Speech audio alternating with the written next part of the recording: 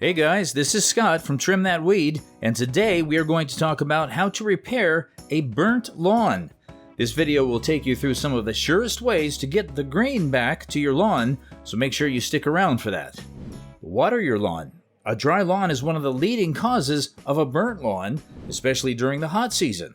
Therefore, to revive your lawn, you have to make sure you water it frequently.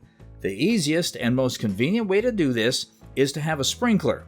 It saves you from the hassle of doing the task manually, which can be exhausting. Add fertilizer.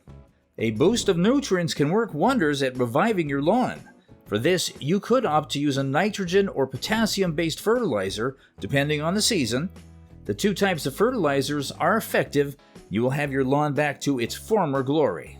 Reseed or overseed the lawn. If the burn damage is too much, the next best option to repair your lawn is to reseed it.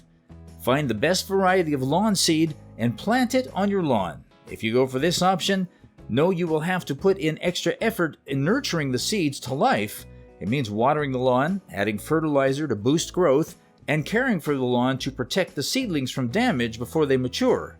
Note, remember not to mow the lawn for at least 4 weeks to give the seedlings time to mature. Give it time.